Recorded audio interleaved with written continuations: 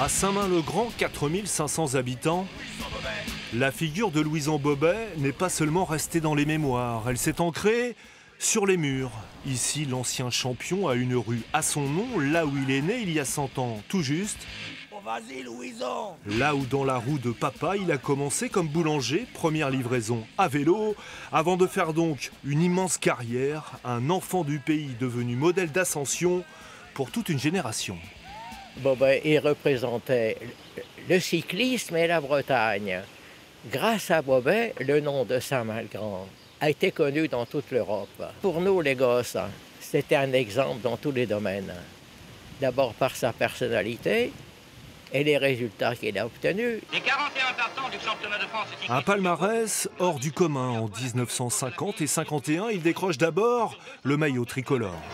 Et Louis Bobet gagne très détaché le titre et le maillot de champion de France. Vont suivre de belles classiques, un titre de champion du monde aussi, et puis le Tour de France, surtout. Louison Bobet, bien décidé à frapper un grand coup, s'est déjà dégagé du peloton et arrive seul dans le paysage lunaire des derniers lacets du Mont-Chauve, comme il sera seul et le premier sur la ligne d'arrivée à Avignon.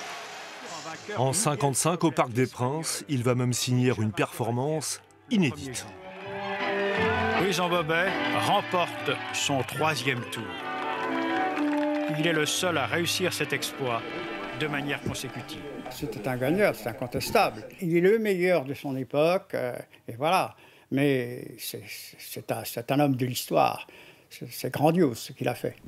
Jean-Paul Olivier de passage au musée Bobet parce qu'à Saint-Main-le-Grand, Bobet a aussi un musée avec des vidéos, des photos, des journaux, des pièces de collection offertes en partie par la fille du champion. Regardez, il y en avait qui avaient commencé à se faire manger par les mythes. C'est quand même plus agréable que tout le monde les voit et que ça continue à vivre dans le souvenir des gens. Ici, là, maman, papa et moi.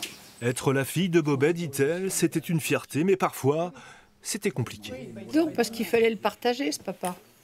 Se promener toute seule avec la main dans la main avec papa, dans la rue, c'était pratiquement impossible, parce qu'il y avait des gens tout de suite qui le happaient pour avoir un autographe.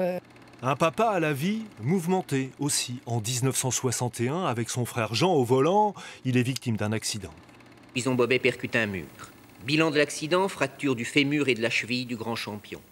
Bobet doit bientôt mettre fin à sa carrière. Alors que faire? Il aurait pu être aviateur, sa grande passion, mais après avoir été soigné en cure à Roscoff, il va s'offrir une nouvelle ambition, monter des thalassothérapies.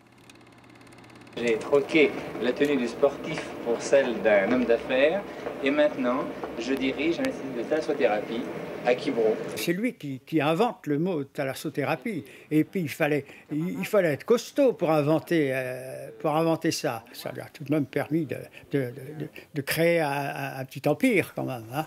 Sa vie est un roman, on en a déjà fait des livres, mais à Saint-Main, du côté des cyclos, on pense qu'on peut encore mieux faire. Bobet en a sous la pédale. Il a eu plusieurs vies parce qu'il a eu une vie de coureur cycliste, bien évidemment. Il a une vie de star, une reconversion exceptionnelle. Et moi, personnellement, je me suis toujours étonné qu'il n'y ait pas eu quelqu'un à imaginer à faire un film au cinéma pour raconter la vie de Louison Bobet qui est exceptionnelle. Hein. Voilà. En attendant de trouver l'acteur, le Tour de France va donc lui rendre hommage. Saint-Main-le-Grand, ville départ d'une étape. La dernière fois, c'était en 2006.